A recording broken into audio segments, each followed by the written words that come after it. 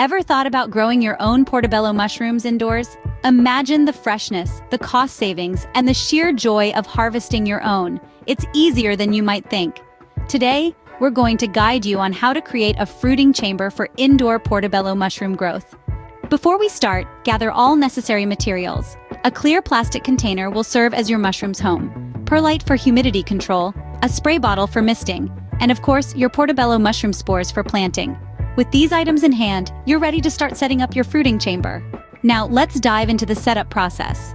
First, fill your plastic container with perlite. This porous volcanic rock is excellent for retaining and distributing moisture. Next, spray the perlite with water. We're creating a humid environment ideal for mushroom growth. Finally, introduce your mushroom spores.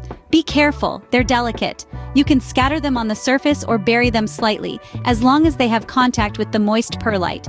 Once your spores are in place, your fruiting chamber is all set up. Now that your fruiting chamber is ready, it's time to care for your mushrooms. To ensure they thrive, nurture the right conditions. Humidity is key. Keep it high, but avoid soaking. A gentle misting will do.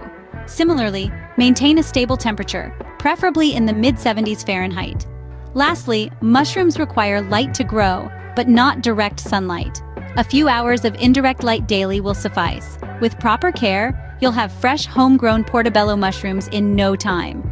So, that's how you create a fruiting chamber for indoor portobello mushroom growth. Remember, the journey starts with gathering the right materials. Once you've got everything, the next step is setting up the fruiting chamber. It's like creating a cozy home for your mushrooms. Then, it's all about caring for your mushrooms. Regular misting and ensuring the right temperature and humidity can make all the difference. Enjoy your mushroom cultivation journey. Don't forget to like this video and subscribe to our channel for more gardening tips and tricks.